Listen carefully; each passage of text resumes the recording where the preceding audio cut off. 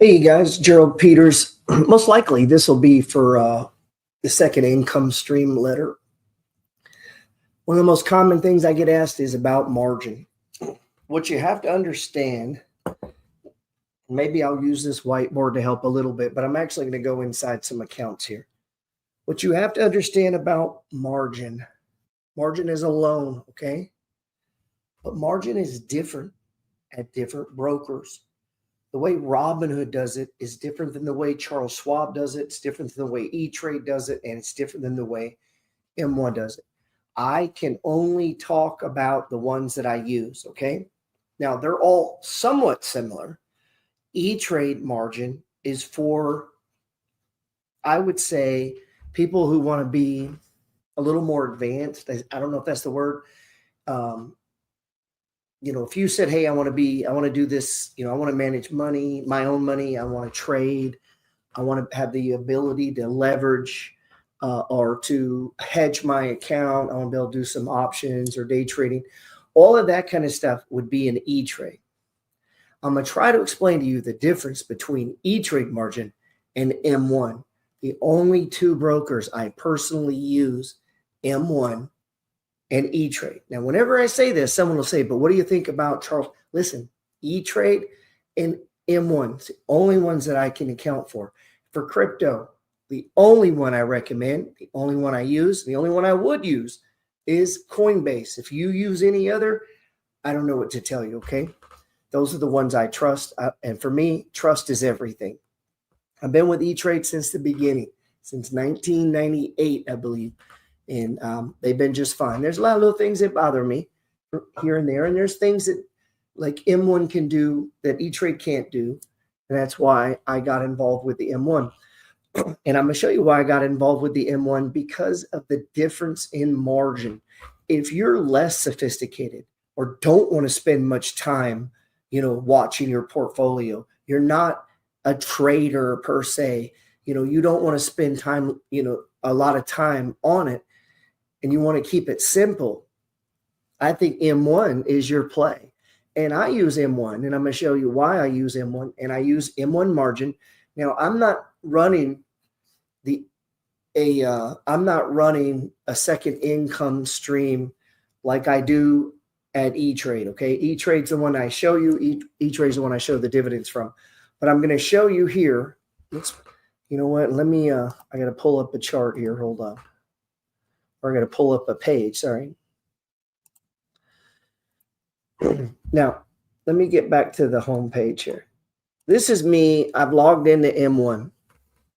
Now, when you first log into M1, okay, yeah, there we are. Cool. All right. So when you first log into M1, you see right here, it says Gerald Peters. I have two accounts. Both have margin. I've tried to do a third. They wouldn't let me. Apparently, it says you could call them, and maybe you could. Now, I'm going to show you, say, why have more than one? They could have different goals. I believe in buckets. So if you've got my free ebook, you don't have to die broke. In there, I do buckets, okay? Let's see.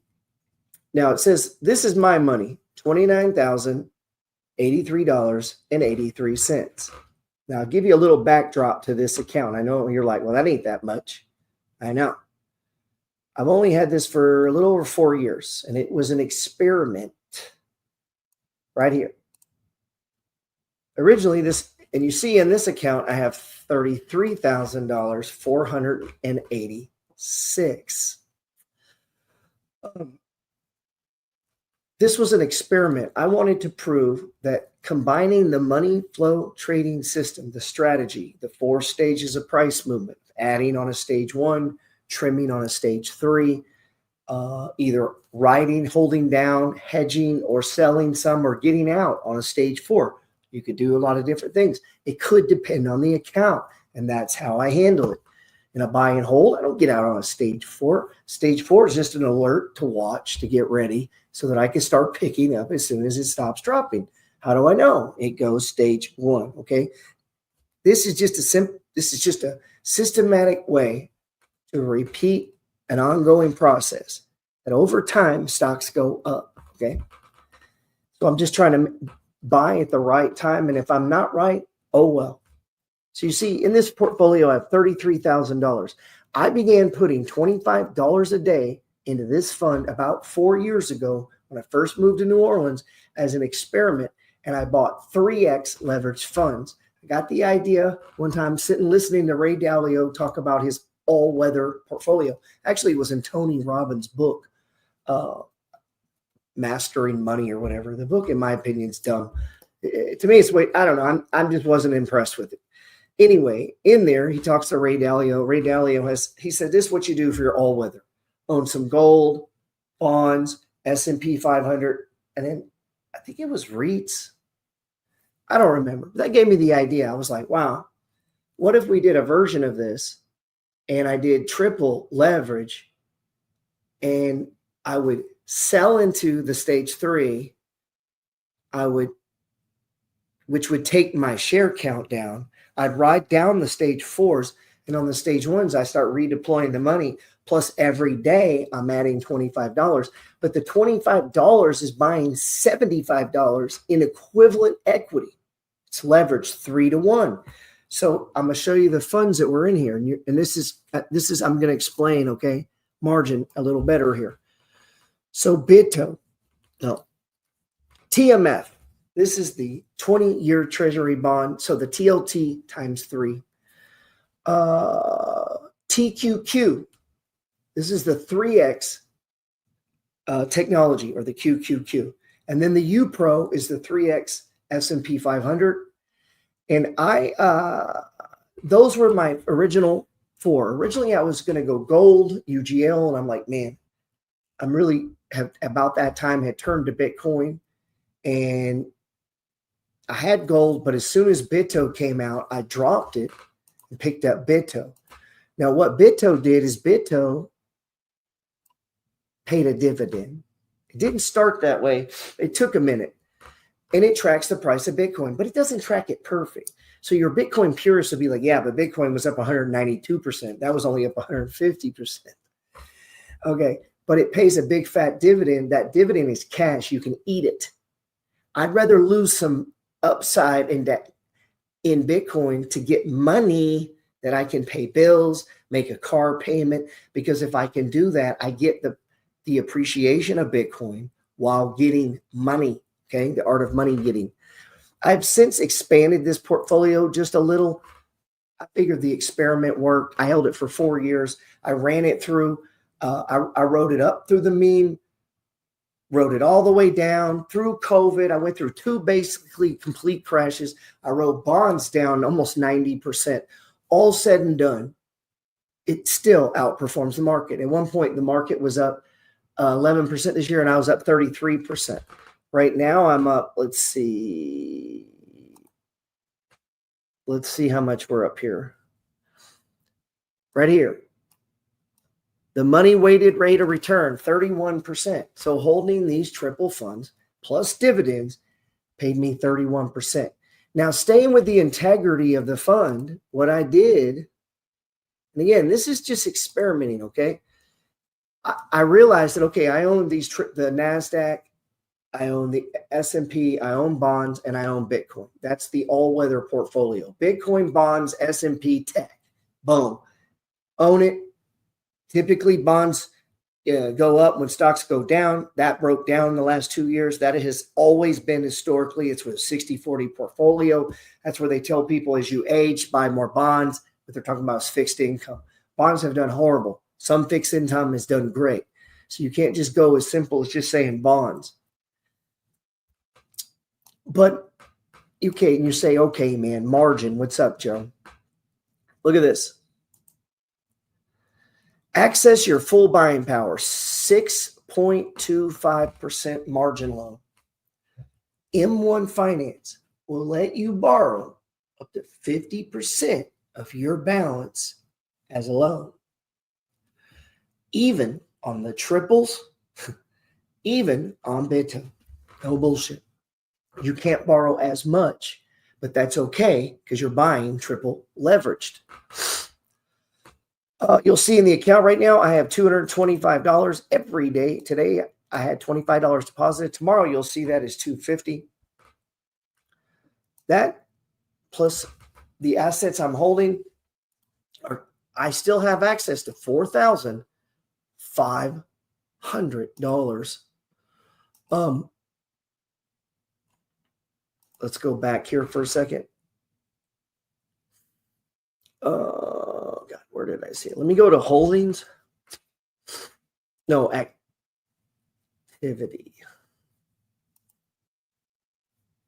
Trying to see if I can find the margin balance here. I was just on this page I wanted to show you.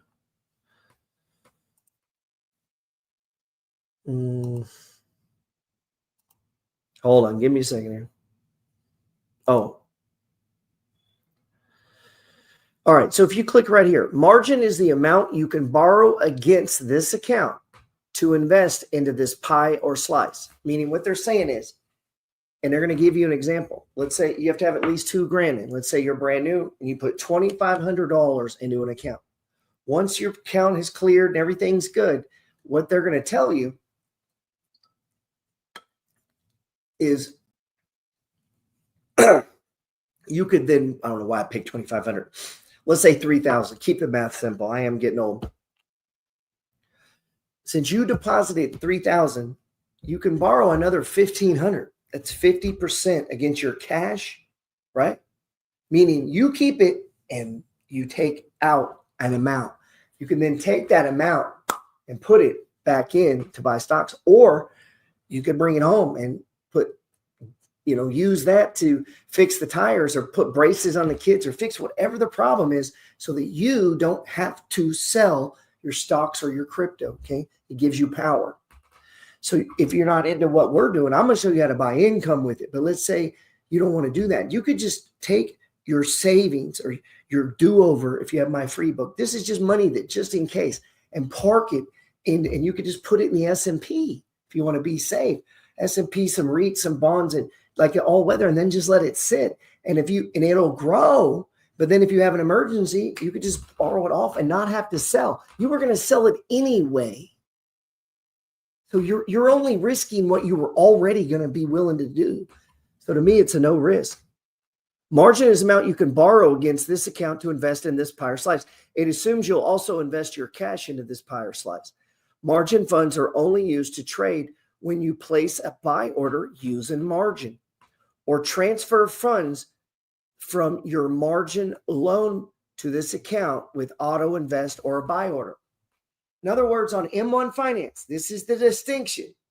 On M1 Finance, you can elect to use margin. If you don't, it's still there. As you put more cash in, you get more margin buying power. Hope this makes sense, okay? Now listen to what I'm about to say. This is so important. With E-Trade, it is not like that. Every dollar you cannot choose. Every dollar activates immediately. You are always on margin. You can't pay down the margin. At M1, you can target just the margin and pay back the margin.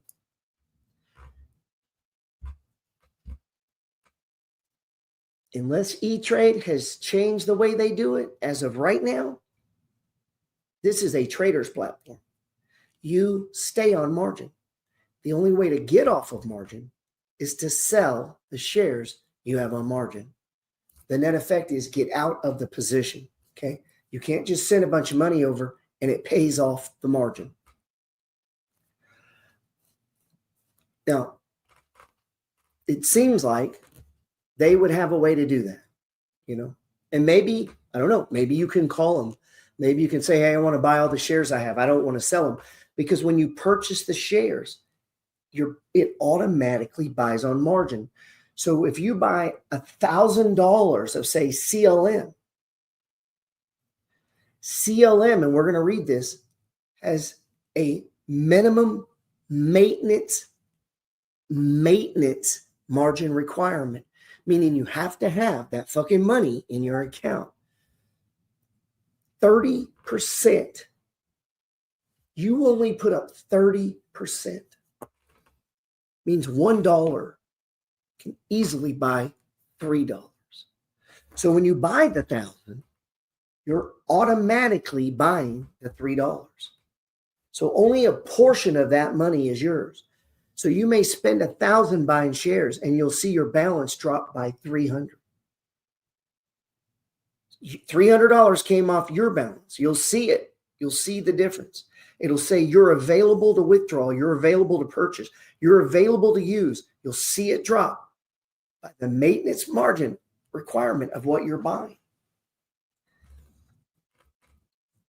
Sometimes, and with some accounts, their maintenance margin is different to purchase than to hold, right? Meaning you don't need as much to buy it. You need more to buy it. You need at least 50%. But to hold it overnight and for days on end, you only need 30, okay? And you're going to see that. You shouldn't even be worrying about that. You shouldn't be that damn close, because if you get to fucking zero, you're going to get a margin call. We're going to talk about that here, right here. Available margin can change based on your balance. The margin requirement for your current investments and the ones you're buying. Securities with elevated margin requirements can decrease this amount. Did you know you can also withdraw cash from your margin loan to pay for anything? Now we're going to talk about that right here. How do margin loans work? Oh, here we go. Sorry. How do margin loans work? To be eligible to take an M1 margin loan, you need to have at least $2,000 invested. Now, this is M1. They do margin different than E-Trade. So go and read. You're not going to understand it the first fucking time you read it. It feels like a little bit of a circle play, okay? Just stay with it. Put in enough money you're comfortable. Watch it. It changes. Some of them do it at nighttime, require less than during the daytime. That's common in futures and other shit, right? Some of them, they change. So CLM may have a 30% maintenance margin. I mean, the shares you own, the value of those shares, you need to, at all times, have in your account 30% of that balance to maintain it. You don't need to calculate this. It's going to show you right on there. It's not even going to let you buy more than you can, okay? Don't overthink this. And we're always never going to buy all we can. We need to leave a big fat cushion. As you collect dividends, you can buy more. As you add money, you can buy more. So we're in a constant state of drip buying to buy more. You can usually borrow up to 50% of the value of your securities. You got 100,000 in there, they'll let you borrow 50,000. E-Trade, they'll let you borrow more. E-Trade charges more interest. M1 Finance charges a nice 6.75. Not bad. Meaning if you had 100K invested in CLM and it's making you say making you $1,400, $1,500 a month, right? That's hundreds of dollars a week. You could literally borrow against that to go pay cash for a car. And then instead of making a fucking car payment to a dealer or to a hard money lender, you pay yourself back. And every time you make a payment, you get a little bit more margin that you could add to fucking CLM. This stuff blows my mind. People don't think about it.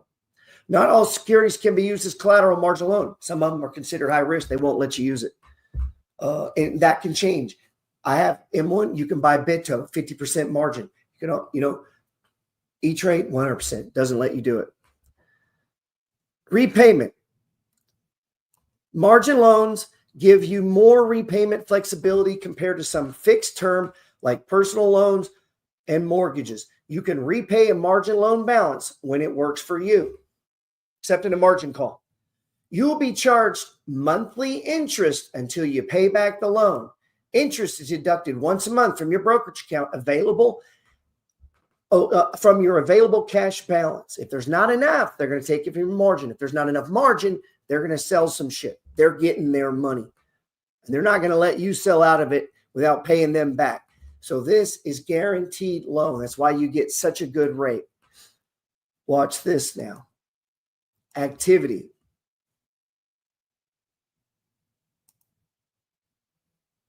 Watch this.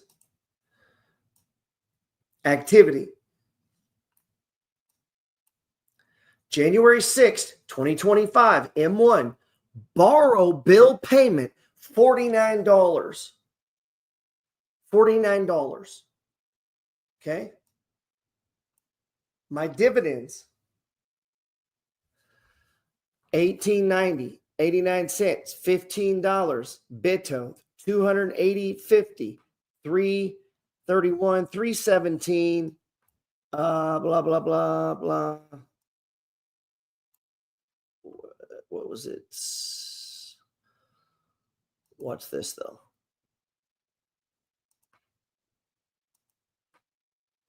Average monthly income. Now this is being dragged because as it grows, there's a drag, right? Because it's doing average, but it's average in the last 12 months. So 12 months ago, you didn't have as much in the account. So right now, what does that say? $716. $716. Let's try it. Now, and again, this is low. It's usually more like 800 and something. But look, okay, 800. And what was my cost? Monthly cost. Minus $49.04. $667 positive cash flow for borrowing that money. Now, let's go look over here on borrow. Click borrow. The value right here, the value of your investments would have to drop 38% to face a margin call. My account would need to drop by $12,939. Now, these are triple leveraged, so that could happen fast. Now, bonds do what the fuck they're supposed to do. They should go up when that happens. That helps keep me from a margin call. So do dividends. Dividends just hit in cash. When those dividends hit cash, my access to margin increases. When that happens, it moves over into the green. I let that go a minute. I'm adding 25 a day. That builds up. I hit it. I buy more.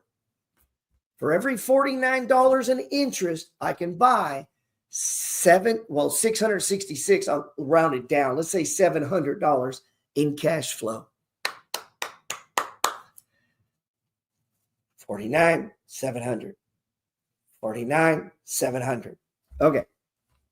See how that worked? Here's a smaller one I do called the $10 a day. Let me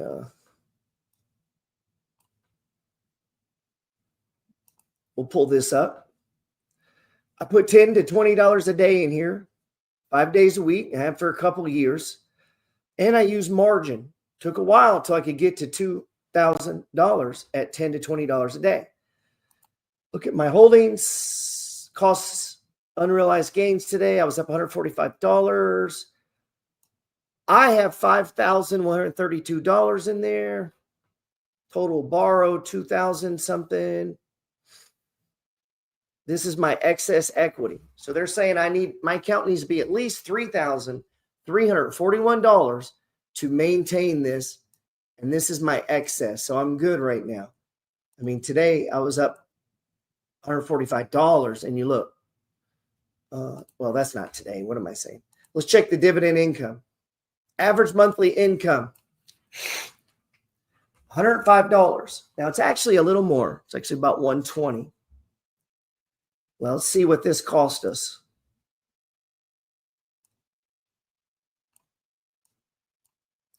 $13.32.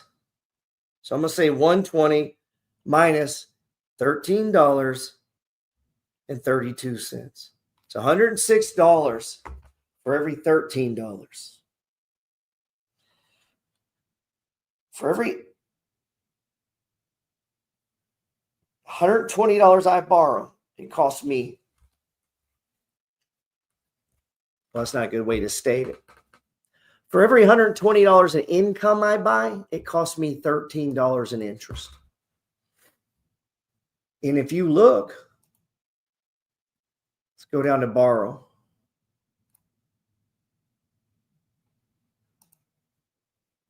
Look, it's much healthier, 45%. So my account would need to drop by 45% to have a margin call. So I need to take this shit down. I need to go buy some more income. See how this works? I add money, collect dividends. Or drip. When you drip into a stock, you can borrow 50% of the value of that stock. So every drip and every add, whether it be cash or dividends or share purchases, increases the amount you're allowed to borrow. Okay. You want to keep it in this green. You get down in the yellow, stop borrowing on margin. Let it build back up with either money you add or dividends you collect. Does that make sense? So now let's add these two accounts up here. So we said 106 plus 700 is 806. And I'm paying 49 on the other account plus 13 on this one. So that's $62. That's $62 in interest for me to buy between $800 and $820, depending on how we do it.